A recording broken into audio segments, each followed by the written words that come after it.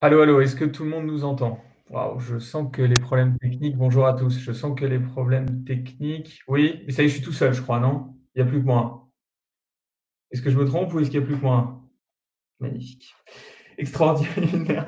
Bon, bah, ça se transforme en conférence solo. Alors, juste ce que Julien voulait dire, on va peut-être attendre que Com arrive déjà. Je suis revenu normalement. Voilà, bon, bah, Alors, écoute, c'est pas grave, je vais continuer l'intervention que venait de faire Julien. En fait, Julien a pour que vous sachiez tous, vous compreniez, il était désolé, il m'a appelé juste avant l'intervention parce qu'il a son Wi-Fi qui ne fonctionne plus. C'est bien, ça tombe au meilleur des moments. Et donc, il était sur sa 4G, ce qui doit être un peu problématique en termes de connexion. Effectivement, cette conférence, elle est en partenariat avec le Village Païséa et la Legal Tech Robin, qui nous a conviés, Com et moi-même, à effectivement un petit tour d'horizon des mesures centrales qui ont été prises.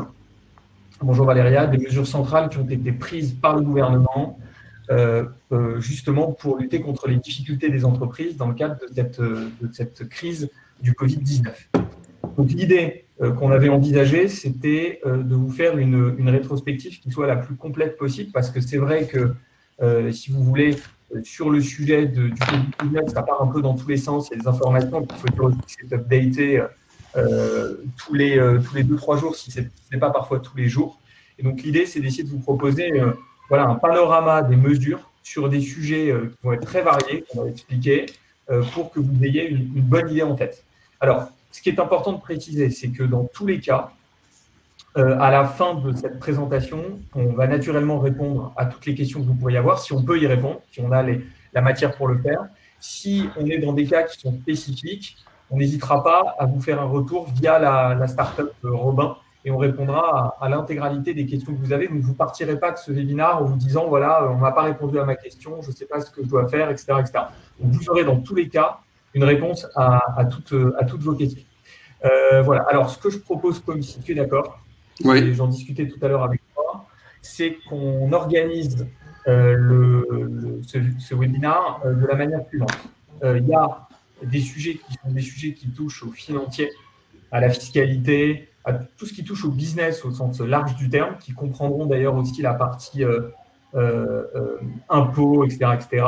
Il y a évidemment la partie sociale, hein, puisque je te laisserai te présenter, mais tu es avocat spécialisé, ultra spécialisé en droit social, donc pour voir tous les aspects que recouvre le droit social autour de la crise du Covid-19.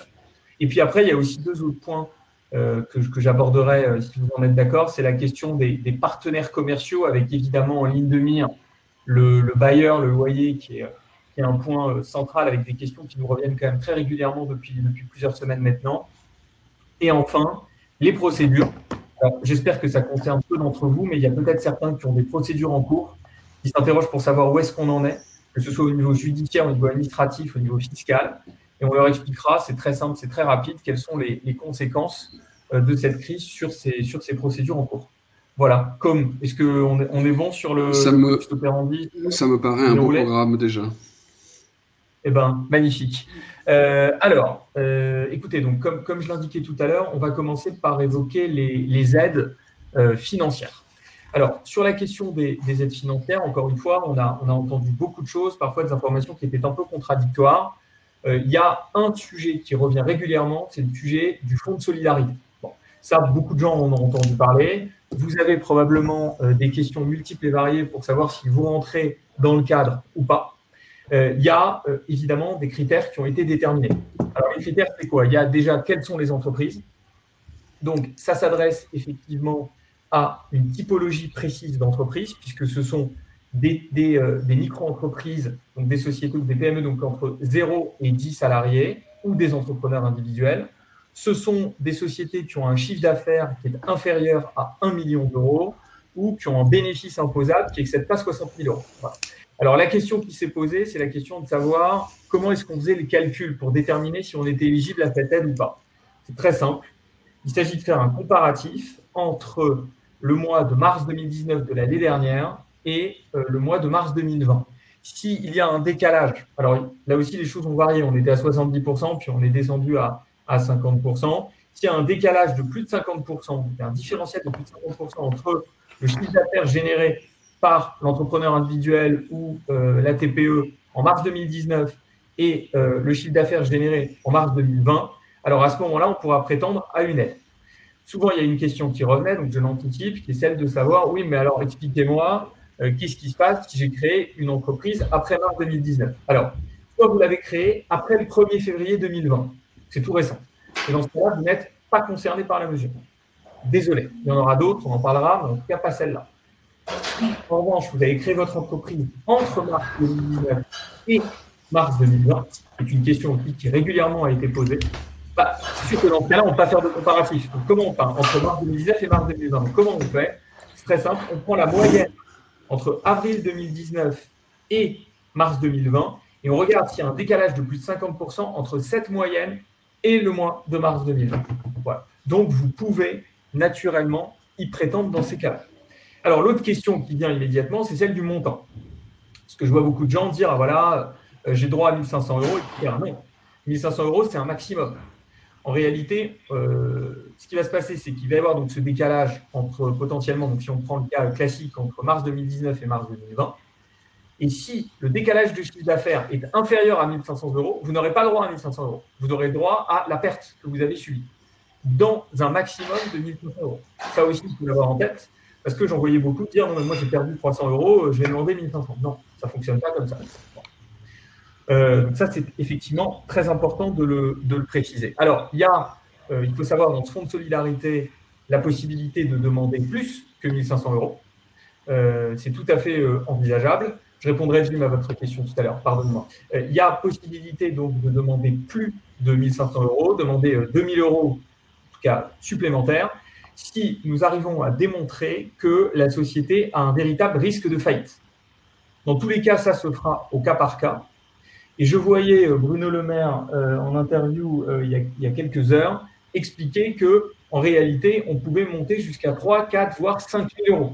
Donc, c'est vraiment du cas par cas. Il y a ces 1 500 €, en tout cas jusqu'à 1 500 € qui sont prévus par décret. Et là, si vous voulez, c'est voilà, je démontre ce différentiel, j'obtiens mon argent. Et puis après, il y a au-dessus, il y a vraiment un risque qui est important, où là, ça va être véritablement du cas par cas.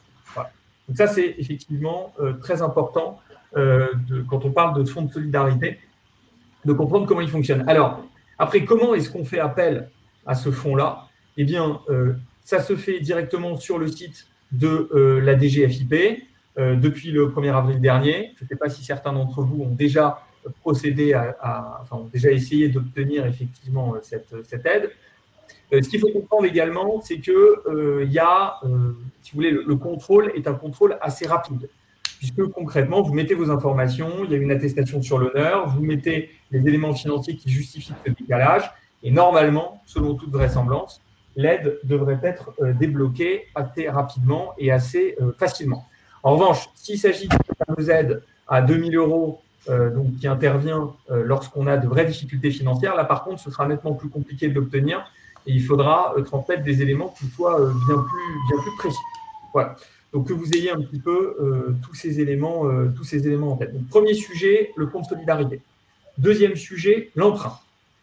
Évidemment, c'est le nerf de la guerre. Vous travaillez dans une société, vous dirigez votre société, vous êtes auto-entrepreneur, vous avez votre TPE, votre micro-entreprise. L'emprunt a toujours été un sujet central, ça l'est encore plus. Alors, il y a différents sujets qui rentrent en ligne de compte. Évidemment, il y a d'abord ce qu'on appelle le prêt garanti. C'est-à-dire que toutes les sociétés, à l'exception de certaines sociétés, notamment les sociétés civiles immobilières qui n'ont pas d'activité commerciale, peuvent obtenir des facilités de trésorerie jusqu'au 31 décembre 2020. D'accord ? Ça veut dire quoi ? C'est-à-dire que vous allez contacter votre banque et derrière, il va y avoir une possibilité d'obtenir un cautionnement de votre prêt pendant une certaine durée. Alors, ce montant de prêt peut représenter jusqu'à 25% du chiffre d'affaires 2019, donc ça peut être effectivement important, avec un taux d'intérêt qui est assez faible de 0,25% et pas de remboursement la première année. Donc, on a une franchise sur la première année et un amortissement après sur 5 ans. Donc, on a des conditions qui, sur le papier, sont très intéressantes.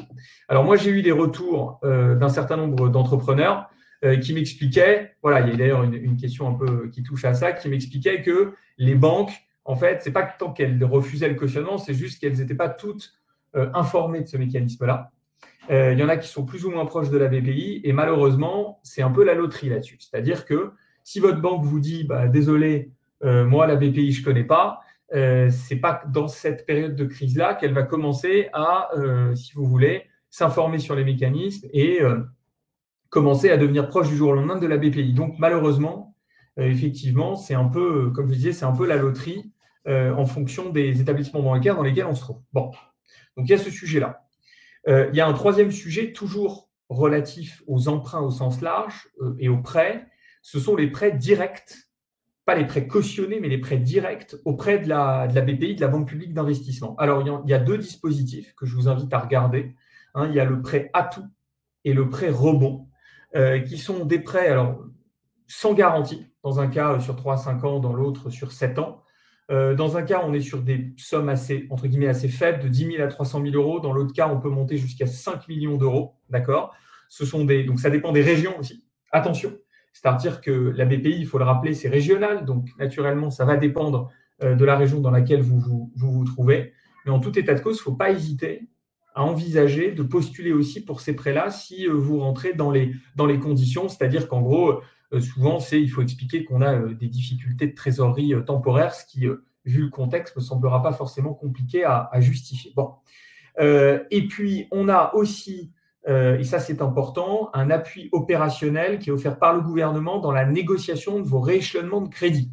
Vous êtes une société, vous avez un crédit. Là, il ne s'agit pas d'obtenir de l'argent, il s'agit de rééchelonner sa dette. Soit vous obtenez un accord de la banque par vous-même, soit vous passez par un médiateur du crédit en ligne qui effectivement est chargé de pouvoir faire l'intermédiaire entre vous et la banque. Alors pour tout ça, dans tous les cas, je passerai par l'intermédiaire de Julien Ladouche, mais on vous communiquera une note à la fin de ce webinaire dans laquelle se trouvera un résumé de tout ce que j'ai indiqué avec systématiquement les adresses mail ou les liens des formulaires en ligne à remplir. Comme ça, vous n'avez pas besoin d'aller rechercher les informations directement sur Internet. Voilà. Donc ça, c'est, si vous voulez, ce sont les aides financières qui concernent, comme je le disais, la question des prêts bancaires et la question du fonds de solidarité. Il y a d'autres aides financières également qui sont prévues, il faut le savoir. Donc là, ça concerne notamment les entrepreneurs individuels. Alors, il y a l'aide financière exceptionnelle de l'URSSAF. C'est-à-dire que vous pouvez vous rapprocher de l'URSSAF et demander une aide financière exceptionnelle lorsque vous n'êtes pas éligible au fonds de solidarité. Là, pour le coup, ce n'est pas cumulable. Donc, vous subissez une véritable difficulté financière, vous n'êtes pas éligible au fonds de solidarité. Dans ces cas-là, vous pouvez bénéficier d'une aide de l'URSSAF. Alors, on parle de combien ? On parle d'un montant entre 500 et 2 000 euros en fonction de la situation. Ça concerne les travailleurs indépendants, les auto-entrepreneurs, donc peut-être y en a-t-il certains qui sont présents aujourd'hui. Vous avez créé votre auto-entreprise au plus tard le 31 décembre. Donc, si vous l'avez créé en 2020, vous n'êtes pas éligible à cette aide. Il faut déjà avoir versé des cotisations sociales depuis le début de votre activité, au moins une seule fois. Et il faut être impacté de manière significative. Alors ça veut tout dire, ça ne veut rien dire. Par les mesures de confinement et le cas échéant de fermeture au public. Donc, il y a un formulaire à remplir et on va vous demander, bien comme pour le fonds de solidarité, de démontrer votre perte en termes de chiffre d'affaires. Attention, vous n'avez que jusqu'au 30 avril pour faire votre demande, qui porte sur le mois de mars. Donc, il ne faut pas traîner naturellement. Enfin, il y a d'autres aides, je les brasse assez rapidement, qui sont disponibles. Il y a ce qu'on appelle l'ACED, c'est-à-dire l'aide aux cotisants en difficulté, qui vous permettent de vous dispenser tout ou partie de vos cotisations sociales. Il y a la fameuse ASS, qu'on connaît déjà, l'allocation spécifique de solidarité, lorsque vous êtes auto-entrepreneur et vous avez épuisé vos droits à l'allocation chômage. Donc, il y a un complément qu'on vous verse. Et puis, je ne sais pas si Com en parlera le cas échéant, mais il y a également l'indemnisation en cas de carte d'enfant à domicile. C'est-à-dire que vous êtes parent, vous cessez votre activité et vous devez assurer la garde de vos enfants. La seule chose que je veux dire sur ce sujet pour ne pas renier sur la partie de Com, c'est que c'est cumulable, selon mes informations, avec le fonds de solidarité. Donc, ce n'est pas quelque chose contrairement à l'aide dont je parlais de l'URSSAF tout à l'heure, là, pour le coup, vous pouvez bénéficier à la fois du fonds de solidarité et en même temps de cette aide en cas de garde d'enfants à domicile, en sachant qu'il n'y a qu'un seul des deux parents qui peut en bénéficier. Bon. Bonjour à tous les deux et à tous et à toutes. J'interromps une seconde pour préciser que je prends le relais de Julien sur la modération des questions et pour vous aider sur le webinaire depuis le village BSCA. Voilà, je coupe ma caméra. Super, merci beaucoup. Bonjour, enchanté, merci. Merci bien. Donc, effectivement, on a brassé là les sujets d'aide financière. Très rapidement, ce n'est pas forcément un sujet dont beaucoup de gens parlent, mais qui, à mon sens, c'est quand même important au moins d'expliciter. Il y a ce qu'on pourrait qualifier, entre guillemets, d'aide non financière. C'est-à-dire qu'il y a des délais, notamment relatifs à la comptabilité des entreprises, qui doivent être pris en compte, que ce soit en termes de présentation des comptes, en termes d'approbation des comptes, en termes d'établissement des documents comptables. Ce qu'il faut savoir, c'est qu'on a des prorogations de délai. Alors, parfois, c'est 2 mois, parfois, c'est 3 mois. N'hésitez pas, si vous avez une question spécifique, à me la poser ou voilà, par l'intermédiaire de Robin. Il n'y a pas de sujet, je vous dirai un petit peu ce qu'il en est. Mais il faut quand même se dire que voilà, on est gérant de son entreprise, on a une approbation de compte à faire. Forcément, les données sont quand même assez compliquées. Donc, il y a des délais qui sont prévus pour proroger. Il y a aussi l'adaptation de règles sur la réunion et la délibération des assemblées générales. C'est-à-dire que concrètement, quand vous convoquez par exemple, il n'y a pas de nullité de l'assemblée qui est encourue parce que la convocation n'a pas été faite par voie postale. Pourtant, les statuts le disent. Mais là, typiquement, il n'y aura pas de nullité. Et on va même plus loin. Je vous donne juste cette information parce que je la trouve quand même assez édifiante.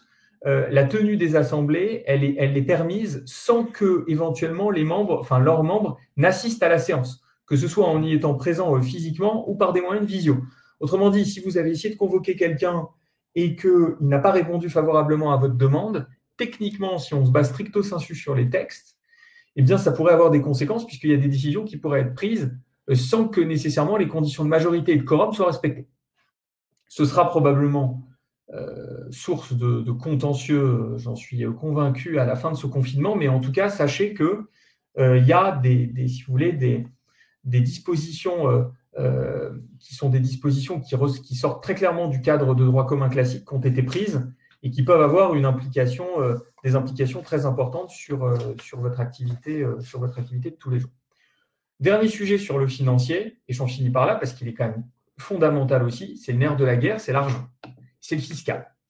Il y a évidemment des dispositions qui ont été prises, que ce soit en matière d'impôt direct, d'impôt indirect, pour faciliter la vie de manière assez substantielle. Alors, petite digression pour commencer, je n'avais pas prévu de parler de l'imposition personnelle, de l'impôt sur le revenu. Je vous donne quand même une info, c'est que vous pouvez, si tant est que vous soyez mensualisé ou trimestrialisé, vous pouvez aller sur le site de impôt.gouv.fr et vous avez des acomptes, on est dans ce nouveau système d'imposition à la source, vous avez la possibilité de mettre éventuellement, de moduler ces acomptes en fonction des ressources qui sont les vôtres. D'accord ? Ce n'est pas impossible de le faire. Vous pouvez même, comme le font certains, mettre les acomptes à 0 pendant quelques mois. Alors, naturellement, ce rattrapage il sera plus tard, il faudra payer plus tard. Sauf qu'un impossible nul n'est tenu. Et donc, si vous n'avez pas, à l'heure d'aujourd'hui, les finances pour payer, je pense qu'il vaut mieux mettre un acompte faible ou à 0 et payer derrière, plutôt que de se retrouver éventuellement avec des difficultés auprès de l'administration fiscale. Voilà. Fin de la parenthèse. Sur la question société maintenant. Comme je vous disais tout à l'heure, impôt direct, impôt indirect. Sur l'impôt direct, premier sujet, le paiement des cotisations sociales et patronales. Alors, ces cotisations, elles sont reportées pendant 3 mois pour ce qui concerne les cotisations échues en mars et en avril. Alors évidemment, ça pourra évoluer en fonction de la durée de ce confinement. Donc, premièrement, report du paiement des cotisations sociales et salariales. Deuxièmement, le report des prochaines échéances de l'impôt sur les sociétés. C'est une possibilité, ce n'est pas obligatoire. Donc, encore une fois, il ne faut pas hésiter à le demander, soit en direct, soit via son expert comptable, à ce qu'il y ait un report pour un délai de 3 mois, en tout cas, c'est ce qui est prévu, des échéances de l'impôt sur les sociétés. Vous pouvez également solliciter un remboursement anticipé de vos crédits d'impôt, comme le CICE par exemple. Vous pouvez enfin demander la suspension du paiement de la CFE et ou de la taxe foncière. Donc en gros, il ne faut pas hésiter à jouer sur tous les leviers que vous avez pour pouvoir limiter au maximum votre charge fiscale en matière d'impôt direct. Alors, l'autre sujet, c'est l'impôt indirect. Alors, l'impôt indirect, on en a beaucoup parlé à droite et à gauche. À l'heure d'aujourd'hui, en tout cas, la TVA n'est pas concernée par le plan de soutien. Autrement dit, votre TVA, elle est due. Là, de toute façon, en avril, c'était de la TVA du mois de mars. Donc, de toute façon, pardon, en mars, excusez-moi, c'est de la TVA du mois de février. Donc, de toute façon, c'était dû dans tous les cas. Il n'y a pas de consigne pour l'instant, me semble-t-il, sur la TVA échue en mars, paiement avril. Mais en tout cas, pour celle de mars, échue février, elle est normalement censée être payée. Alors évidemment, encore une fois, si vous ne pouvez pas le faire, il faut faire il faut mettre une TVA, il faut déclarer de toute façon sa TVA et ne pas payer et essayer de tenter, à mon sens, de négocier autant que faire se peut avec l'administration fiscale, mais bien avoir en tête que ce n'est pas concerné par le plan de soutien. Voilà, donc ça c'était les aides financières, non financières et la fiscalité. Peut-être, si tu es d'accord, comme prendre le relais sur la partie sociale, et puis après je finirai sur la question des loyers et puis des procédures administratives et judiciaires. Ouais. Merci Arnaud. Alors, effectivement, sur la partie sociale, le gouvernement, par plusieurs ordonnances, a pris, par plusieurs arrêtés, a pris des mesures de l'ordre au moins de 4 mesures, et puis il y a un 5e élément qu'on abordera. Il y a la première, et j'ai bien vu la question, qui est l'activité partielle. Donc activité partielle qui s'appliquera à l'égard de vos salariés, je vais revenir dessus. Il y a la deuxième, dont Arnaud a commencé à parler, qui est l'arrêt pour garde d'enfants, c'est-à-dire la possibilité de se mettre en arrêt maladie, enfin du moins d'être financé par l'assurance maladie pour garder ses enfants, mais les conditions sont tout de même assez strictes. Il y a évidemment toujours l'arrêt maladie pour ceux qui seraient malades, et il est prévu des règles spécifiques actuellement par rapport à ce qui existait avant. Il y a aussi, et c'est la 4e mesure, la possibilité pour ceux qui, parmi vous, auraient des salariés avec des RTT ou des jours de repos au forfait jour, la possibilité d'imposer ces jours, dans la limite de 10, je vais revenir dessus. Et puis, il y a aussi, dans certaines mesures, la possibilité de prévoir la prise des congés payés là, avant le 31 mai, et d'imposer 6 jours de congés payés. Je vais revenir dessus. Et le 5e point qui me semble peut-être important à aborder, c'est la question, dans cette période, du droit à rompre les contrats de travail, rompre les périodes d'essai, licencier, faire des ruptures conventionnelles, pour lequel il n'y a pas de texte spécifique actuellement, mais qui nécessite qu'on s'adapte, ne serait-ce que parce que les entretiens physiques ne sont pas possibles. Alors, la première question est celle de l'activité partielle. La première, et donc c'est le premier point. Effectivement, il est possible de... Alors, ce système, déjà, et je tiens à le dire, ne fonctionne qu'à l'égard des salariés. Donc, pour vous-même qui êtes dirigeant de votre entreprise et qui n'êtes pas salarié, vous ne pourrez pas en bénéficier, il faut avoir un contrat de travail. En revanche, cela s'applique à tous les contrats de travail, donc y compris les salariés en CDD, y compris les salariés en temps partiel, y compris les contrats de professionnalisation si vous en avez, et ça ne s'appliquerait pas aux stagiaires. Donc, cette mesure d'activité partielle, comme on fait, on la sollicite via une plateforme qui a été mise à votre disposition, activitépartielle.gouv.fr. Ça nécessite d'ores et déjà de générer des codes. Alors je sais que la plateforme fonctionne assez mal et qu'il faut plusieurs jours pour obtenir ces codes. Entre 3 et 9 jours, ça dépend de mes clients, là ce que j'ai pu recenser.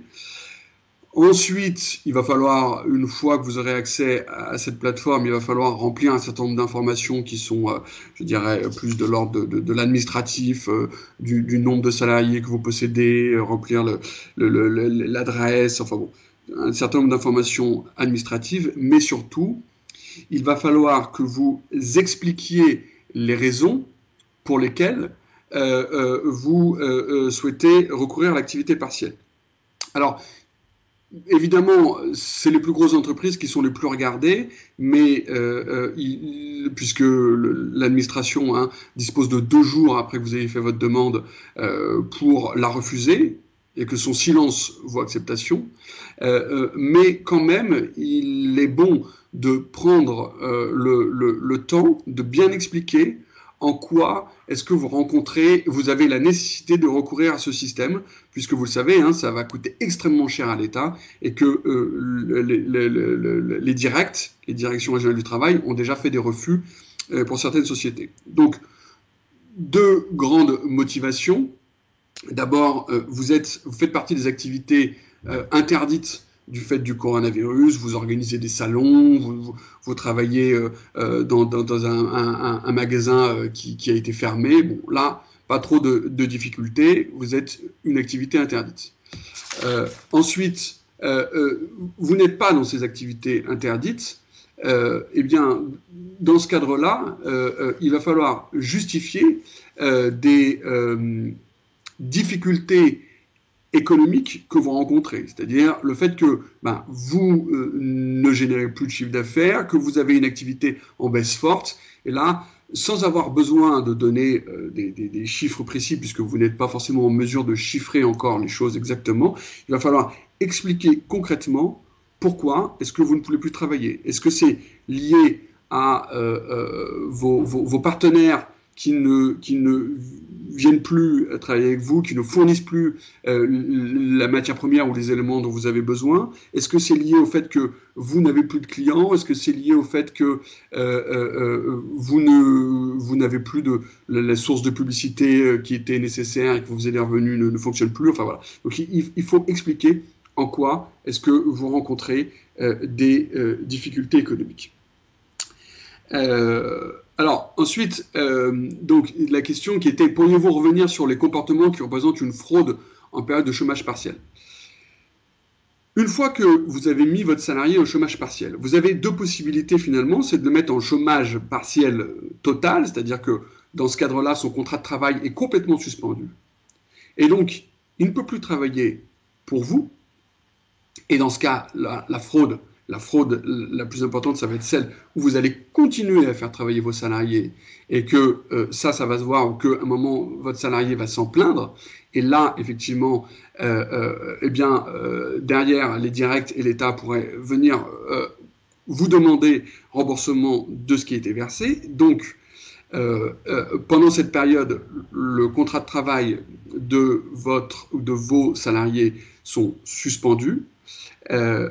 Dès lors que c'est une suspension totale, il ne doit plus y avoir d'échange email, il ne doit plus y avoir de travail réalisé, il ne doit plus y avoir d'activité sur LinkedIn, il ne doit plus y avoir d'activité sur Facebook Facebook ou sur les réseaux que vous utilisez qui correspondent à du travail. Je dis juste sur ce que tu dis, Ouais. parce que j'ai plusieurs questions venant de nos startups sur ce point, et notamment une qui demande si mon employé me demande de suivre une formation pendant le chômage partiel, que faire? Est-ce considéré comme du travail? Alors non, les formations sont pas considérées comme les formations sont pas considérées comme du travail. Justement, ce sont des mesures permettant de pallier, enfin des mesures qui peuvent être prises pendant l'activité partielle permettant de se former. Donc, ce qui est interdit, c'est la prestation de travail, c'est-à-dire de produire quelque chose. Mais la formation est tout à fait possible, bien au contraire. Et même d'ailleurs, si à un moment vous étiez obligé de faire une deuxième demande d'activité partielle, puisque quand vous faites une demande d'activité partielle, vous la faites pour une durée déterminée. Je vous conseille actuellement d'ailleurs de la faire en gros pour 3-4 mois, mais pas plus, puisque plus vous la ferez, plus vous ferez la demande longue et plus la directe pourra venir regarder votre dossier. Si vous devez faire une deuxième demande, la directe pourra vous demander de mettre en place un certain nombre de mesures et notamment des mesures de formation. Elle pourra vous demander, par exemple, de vous engager à ne pas rompre les contrats de travail, mais elle pourra aussi vous demander de former vos salariés, de prévoir les formations. Donc les formations sont possibles. justement, comme Ouais. juste pour rebondir à nouveau sur ce que tu viens de dire, il y a deux questions qui sont vraiment en lien.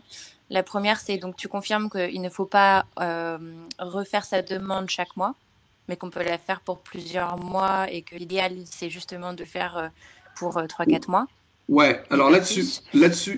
oh, Ouais. peut-être que tu veux poser les deux questions en même temps? Non? Non, non, vas-y. Là-dessus, alors, en fait, il y a deux choses quand on est sur l'activité partielle qu'il faut bien avoir en tête. Il y a la première qui est la demande d'activité partielle. C'est-à-dire, vous demandez à la directe d'avoir le droit de mettre au chômage vos salariés, au chômage partiel vos salariés. Ça, effectivement, ne faites pas une demande pour un mois, sauf à ce que vous considériez que dans un mois vous puissiez repartir, parce que effectivement c'est long à générer ce process, donc autant le faire une fois pour 3-4 mois. En revanche, après, il y a à la fin de chaque mois, c'est je déclare le nombre d'heures de chômage partiel effectivement réalisé par mon salarié et je demande le remboursement de ce que j'ai payé, puisque vous payez le salaire, enfin vous payez l'indemnité d'activité partielle, puisque c'est pas tout à fait soumis aux mêmes charges sociales, et ensuite vous êtes remboursé par l'État. Et cette demande de remboursement, elle est faite au mois le mois. Voilà, donc il faut bien distinguer les deux choses. Très clair, ok. Parce que en effet, voilà ce que les gens se demandent. Ils se disent peut-être que ça vaut mieux de faire une demande un peu plus large que ce qu'on va réellement avoir comme besoin et de réadapter la réponse en disant ce qui s'est réellement passé à la fin du mois. Mais là, j'ai plusieurs questions qui reviennent sur l'État concrètement ou la directe.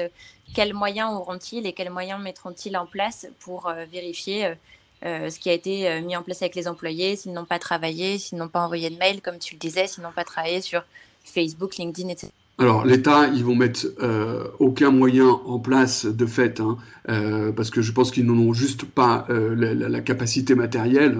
Il y a un quart des salariés aujourd'hui qui sont au chômage partiel, hein, un quart des salariés en France qui sont au chômage partiel. C'est impossible. En revanche, ce qui va arriver, c'est à un moment, si jamais il y a un contentieux avec un salarié, le salarié énervé peut tout à fait écrire à la directe et écrire à l'inspection du travail, et c'est là qu'à ce moment-là, l'État pourra se mettre en branle et, par exemple, intervenir dans le licenciement, enfin, dans le contentieux sur le licenciement qui serait intervenu, ou alors décider d'intervenir. Bon. Je pense honnêtement que ce nombre de cas va être assez rare, mais moi, ce que je pense qui serait bien pour vous protéger un tout petit peu, c'est d'écrire à vos salariés en étant assez transparent et en leur demandant de cesser toute activité partielle. En leur disant, voilà, vous êtes au chômage partiel, donc vous cessez toute activité, pardon, vous cessez de travailler, vous êtes au chômage partiel, vous cessez de travailler. Au moins, vous aurez la preuve que déjà, vous aurez fait cette première démarche. Par ailleurs, si vous voyez, parce que j'imagine que vos salariés ont l'habitude de travailler de manière assez autonome, si vous les voyez travailler, je pense qu'il serait aussi bien à ce moment-là de formaliser par écrit le fait de leur demander d'arrêter de travailler. Après, est-ce que s'ils travaillent, est-ce que si à un moment où vous devez travailler, il y aura un problème si vous êtes dans cette suspension totale, le risque ne peut pas être écarté. Maintenant, je pense qu'en pratique, il sera assez faible. Mais une autre possibilité qui existe, c'est de prévoir un chômage partiel, si vous me permettez cette expression. C'est-à-dire de ne prévoir non pas la suspension totale du contrat de travail, mais une suspension du contrat de travail pour quelques heures par jour. Et ça, c'est possible. C'est-à-dire qu'il y a l'activité partielle, il y a deux types. Il y a la suspension totale du contrat de travail et une suspension partielle. Et dans ce cadre-là, évidemment, vous n'auriez un remboursement que pour les heures que vous avez déclarées comme possibles, mais au moins, ça permettrait à votre salarié de continuer à travailler. Dernière chose, si jamais vous êtes dans une suspension totale et que finalement l'activité repart, vous devez faire travailler votre salarié. Eh bien, dans ce cas, à la fin du mois, surtout, et c'est ça qui est essentiel, vous ne déclarez pas ces heures. C'est-à-dire que vous ne déclarez que les heures où le salarié n'a vraiment pas travaillé. Et au moins dans ce cadre-là, vous aurez la possibilité de montrer que il y a bien des heures où le salarié a travaillé, et là après on entrera dans le débat un peu plus compliqué de savoir si les heures travaillées correspondent bien aux heures pour lesquelles aucun remboursement n'a été demandé. Comme tu le rappelles, effectivement, il faut le formaliser par écrit parce que, dis-moi si je me trompe, mais le mail a une crédibilité juridique, ce que n'a pas le coup de téléphone ou le SMS. Ouais, alors en fait, c'est plus que ça, mais il faut bien s'imaginer que si on va devant un tribunal demain, le coup de téléphone, voilà, si vous aurez beau dire à votre avocat, je l'ai appelé, je l'ai prévenu, on ne pourra pas le démontrer. En revanche, le mail, on peut tout à fait le produire en justice. Le SMS aussi d'ailleurs, hein, le SMS, on peut tout à fait le produire en justice, mais on ne peut pas produire en justice une conversation téléphonique, d'ailleurs même enregistrée. Ce n'est pas légal. Donc on pourrait produire en revanche le mail ou le texto à condition d'avoir la preuve que le texto a bien été envoyé, mais une simple photocopie de votre téléphone pourrait suffire. On formalise par écrit, on ne déclare pas les heures où il a été effectivement travaillé. Qu'en est-il pour les cadres? Parce qu'on entend pas mal de gens nous répondre, oui, mais des nombres d'heures travaillées, c'est pas vraiment comme ça qu'on travaille. Nous, on travaille un nombre de jours, etc. Alors, il y a les cadres, là tu évoques la possibilité des cadres au forfait jour.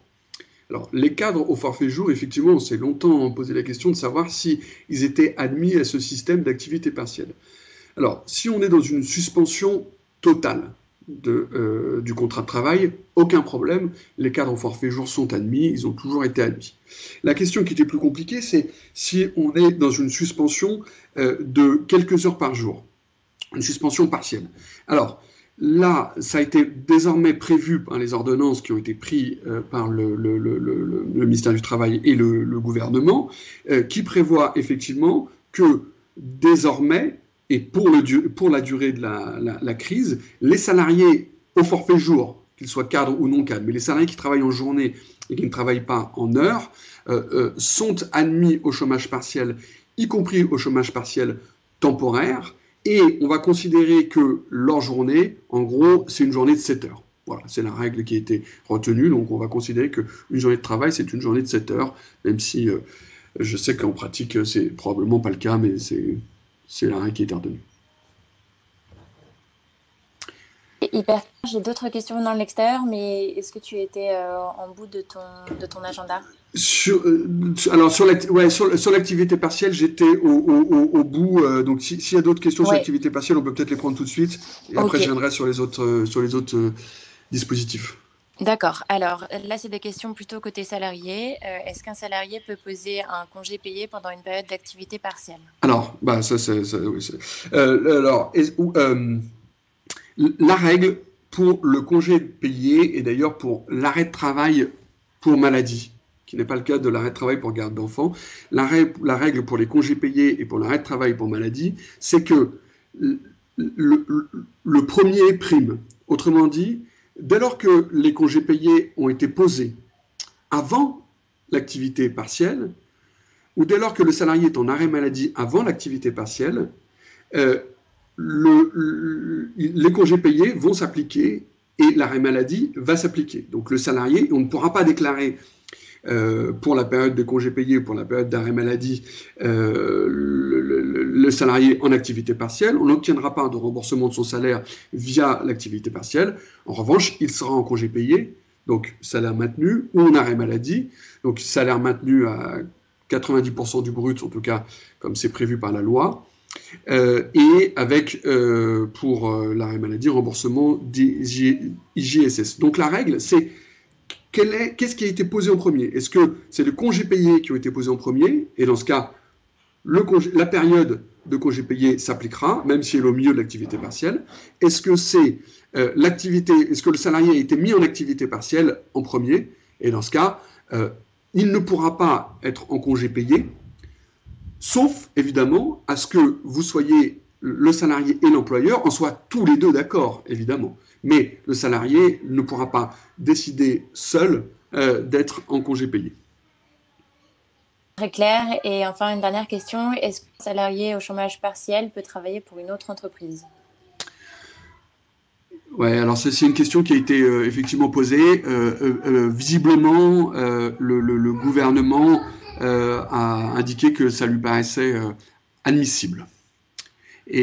Alors, ce qui a été prévu surtout, c'est le gouvernement a proposé une espèce de convention tripartite de transfert, c'est-à-dire la possibilité pour le salarié d'aller travailler pour un autre employeur avec un maintien de son salaire par l'employeur actuel, et l'un rembourse l'autre. Donc ça, c'est une première possibilité. En revanche, imaginons que le salarié est en chômage partiel et n'en parle pas à son employeur actuel. Il a été admis la possibilité qu'il travaille pour qu'il ait une autre activité.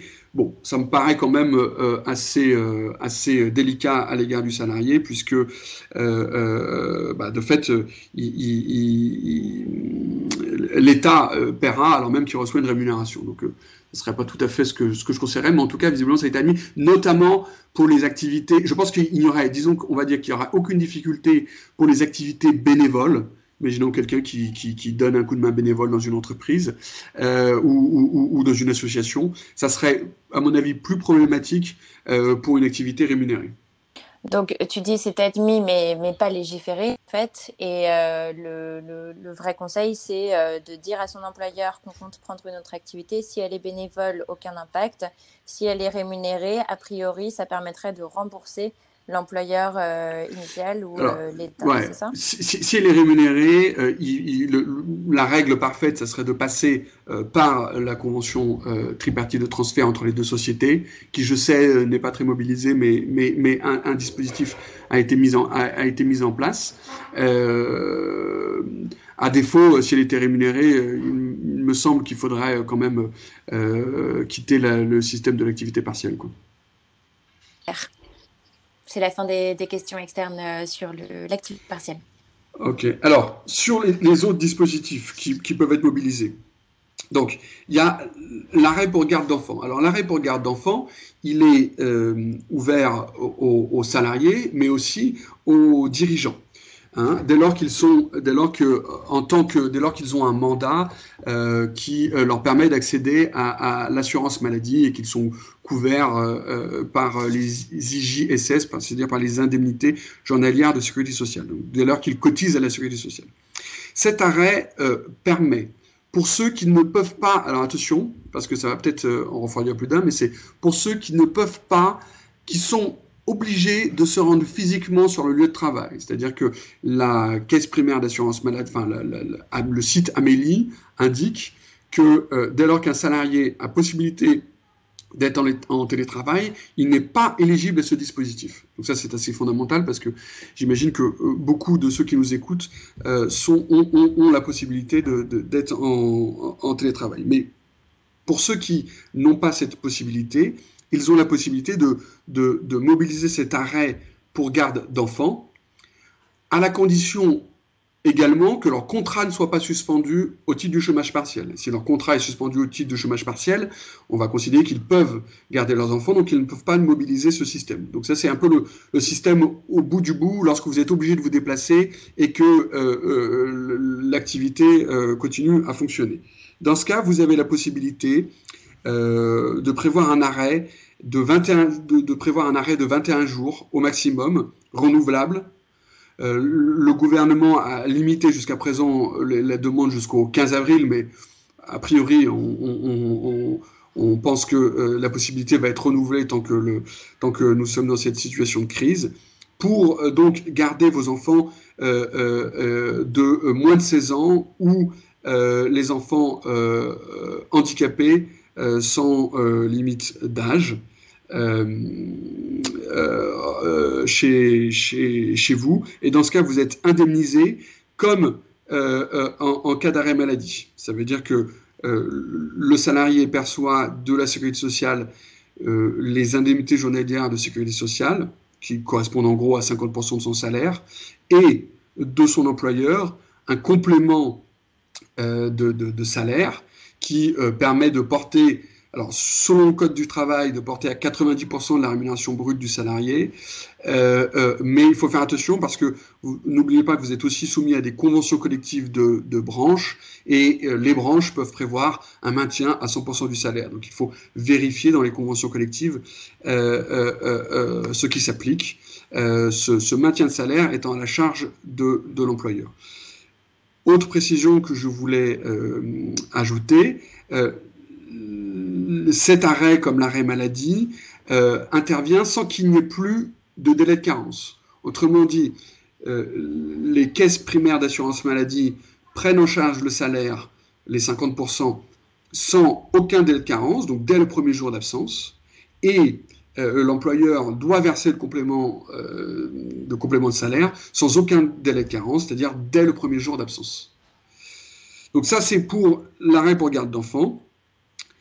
Troisième dispositif possible, l'arrêt maladie. Faut-il évidemment encore, il est clair, être malade et avoir un arrêt de travail de son médecin là-dessus. Mais enfin bon, il y a énormément de gens malades en ce moment, donc ils peuvent toujours être en arrêt maladie.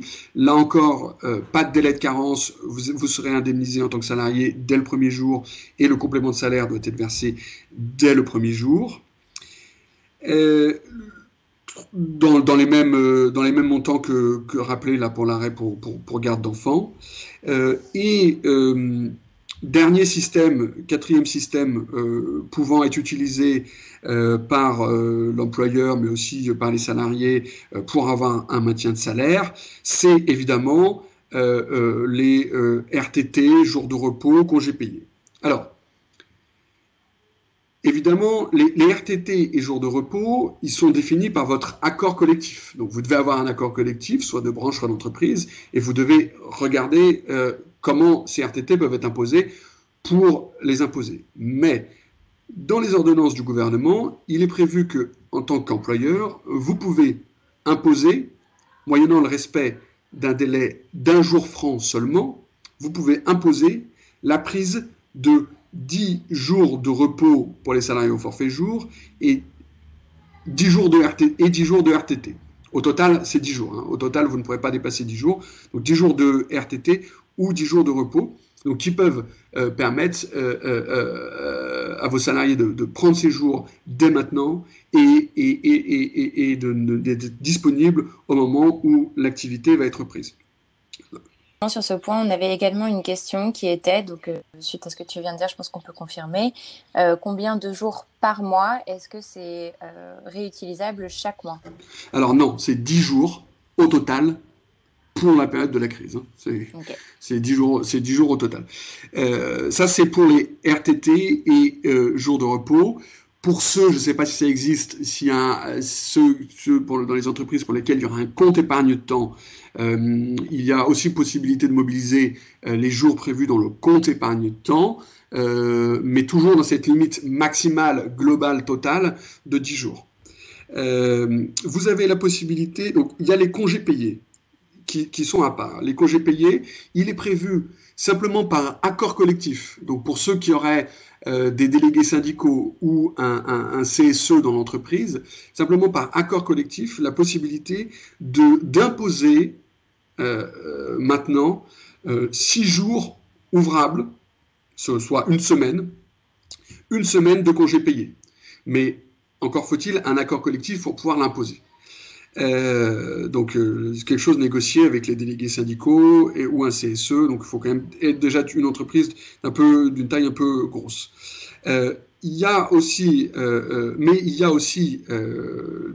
il faut aussi rappeler aux salariés que normalement ils doivent prendre l'ensemble de leurs congés avant le 31 mai. Vous savez qu'on fonctionne, en général, la plupart des entreprises fonctionnent sur une période de congés payés qui va du 1er juin au 31 mai. Donc, ils doivent avoir pris leur congé payé au 31 mai. Donc, vous pouvez leur rappeler qu'ils doivent prendre ces congés jusqu'au 31 mai et qu'à défaut, étant donné qu'ils sont en possibilité de prendre ces congés puisque vous avez beaucoup moins d'activité, à défaut, ces congés payés seront perdus. Donc, il faut bien leur rappeler ils sont dans l'obligation de prendre ces congés payés. Évidemment, vous ne pouvez pas imposer les périodes de congés payés sans l'avoir prévu préalablement. Normalement, il faut le prévoir il faut prévoir 2 mois avant. Donc vous ne pourrez pas dire à vos salariés, là, dans la semaine du 14 au 18 avril ou au 19 avril, vous serez en congé payé. Mais vous pouvez voir avec eux d'un commun accord comment est-ce qu'ils peuvent et quand est-ce qu'ils peuvent prendre ces congés payés, ce qui nécessitera un consensus, et leur rappeler qu'à défaut d'accord, ces congés payés seront perdus au 31 mai. Très clair. Est-ce que je peux me permettre de te poser une question qui est passée entre les filets chômage partiel? Oui. Qu'en est-il du chômage partiel pour un dirigeant salarié par mandat de gestion? Alors, les dirigeants... Alors, quelqu'un qui est... Attention pour les dirigeants, effectivement, il y a le dirigeant qui est mandataire social. Lui, on l'a exclu. Il y a le dirigeant qui est salarié, et dans ce cadre-là, il peut, en principe, être éligible à l'activité partielle. Mais, attention, en matière de durée du travail, les dirigeants peuvent avoir une durée du travail spécifique qui fait qu'ils sont exclus de la durée du travail. Et on dit qu'ils sont des cadres dirigeants pour la durée du travail. S'ils sont cadres dirigeants pour la durée du travail, ils sont exclus, jusqu'à présent, ils sont exclus du bénéfice du dispositif d'activité partielle. Donc, les dirigeants, qui sont inclus dans l'activité partielle sont ceux qui sont salariés et qui sont dans un dispositif d'horaire de travail en heure ou dans le dispositif d'horaire de travail au forfait jour. Super, merci beaucoup. Est-ce qu'on a abordé du coup toutes les mesures dont tu souhaitais parler? Oui, voilà les principales mesures qui peuvent être utilisées pour faire face à cette crise du point de vue du droit du travail. Génial.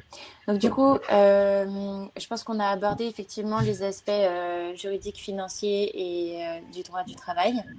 Merci beaucoup Arnaud et Com. Je voudrais juste rappeler... Oui.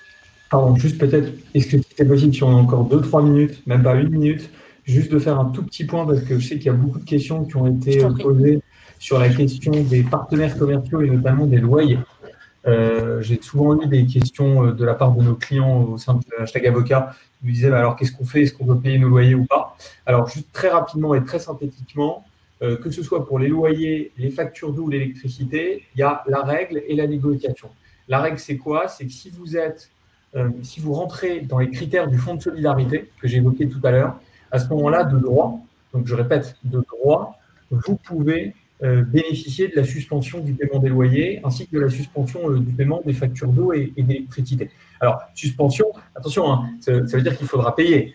Simplement, ce sera effectivement suspendu pendant juste le temps, effectivement, ces 2 mois-là. Et après, derrière, il faudra naturellement payer. Alors, il y a souvent une question qui revenait, qui était celle de savoir, alors d'accord, si on ne rentre pas dans les critères du fonds de solidarité, est-ce que tout de même, on peut solliciter de la part de son bailleur de la clémence au niveau du paiement des loyers, voire sur le montant, sur les modalités du paiement? Alors, évidemment, on peut toujours tout faire. Après, c'est une discussion qu'on aura au cas par cas avec le bailleur. Je voudrais simplement insister sur quelque chose quand même, c'est que dans tous les cas, alors attention, ce n'est pas un conseil que je donne, hein, mais c'est juste pour expliquer un peu comment ça se passe. Là, on s'adresse à des entrepreneurs, donc on parle non pas de baux locatifs, mais on parle de baux commerciaux, souvent professionnels ou commerciaux. Et donc, ce sont des baux qui, fréquemment, normalement, doivent avoir à l'intérieur ce qu'on appelle des clauses résolutoires. C'est-à-dire que quand il y a un défaut de paiement, à ce moment-là, il y a potentiellement un risque de résolution du bail, sauf que ça suppose la mise en œuvre d'un commandement de payer. Et un commandement de payer, ça se fait par huissier de justice. Et on a en plus 1 mois pour régulariser.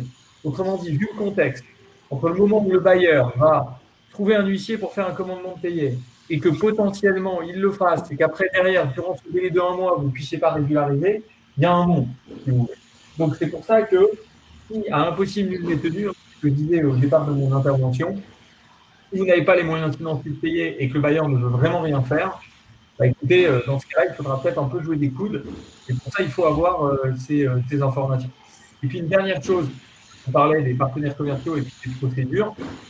Sur les procédures judiciaires, il faut savoir une chose, c'est qu'entre eux, donc c'est rétroactif à partir du 12 mars 2020, d'accord. Et un mois après la date du confinement, donc c'est là, je crois qu'on sait moins en moins quand est-ce que tout ça va s'arrêter, à la fin de cet état d'urgence sanitaire, eh bien, les procédures sont suspendues. Alors, il faut bien comprendre la différence entre suspension et interruption. Interruption, ça voudrait dire que tous les délais qui ont déjà été entamés, eh bien, on revient à zéro et on doit reprendre un nouveau délai intégral après. Là, on est sur une logique différente, on est sur la suspension. Ça veut dire que s'il y a eu un délai, par exemple, jusqu'au 12 mars, on a un délai de 2 mois et que vous avez déjà une partie de ce délai qui est passée, eh bien, on reprendra donc un mois après la date de la fin de l'état d'urgence, c'est-à-dire a priori 23 juin, mais les choses peuvent changer. Et bien à ce moment-là, on reprendra le délai au moment où il se trouvait avant d'être suspendu. Voilà. Ça, c'est important de le comprendre lorsqu'on a des procédures, par exemple, en cours, lorsqu'il y a des contrôles fiscaux qui ont été entamés, des choses comme ça. Il faut avoir ces éléments-là en tête dans ces calculs. Voilà. Merci infiniment pour ces précisions, Arnaud, et merci Arnaud et Com pour tous ces éléments qui ont beaucoup aidé nos startups. Comme vous le dites, dites-moi si je me trompe, mais l'idée aussi, c'est de comprendre que dans cette situation inédite de crise, les choses sont vouées à évoluer, les réponses évoluent de semaine en semaine, et que du coup, l'important, c'est aussi de rester en contact avec ses conseillers juridiques et de prendre le pouls au fur et à mesure que les mesures tombent. Les réponses, elles évoluent même de jour en jour. Hein. C'est terrible. Ouais. Et c'est pour ça d'ailleurs, je vous le reprécise, qu'on vous envoie suite à ce webinaire, donc d'abord évidemment la rediffusion de la vidéo et le récap, mais également une possibilité d'être mis en lien avec les avocats de Robin et avec Arnaud et Com. L'idée, c'est qu'aujourd'hui, vous ayez un suivi intelligent de ce webinaire et que vous puissiez adapter à vos situations et à vos cas particuliers ce qu'on vient de se dire. Merci encore infiniment. Merci à tous ceux qui nous ont suivis. Je vous rappelle que demain, nous aurons également un webinaire sur un sujet un peu différent, l'impact, un vrai sujet pour les licornes et les investisseurs de demain avec Alexandre Lemille, directeur général adjoint d'Anthesis France. Voilà, merci à tous. Je vous souhaite une excellente journée. Merci Arnaud, merci Com. Et merci Robin. Avec plaisir, merci beaucoup. Merci. Et à bientôt. Au revoir. Merci à tous. À très bientôt. Merci.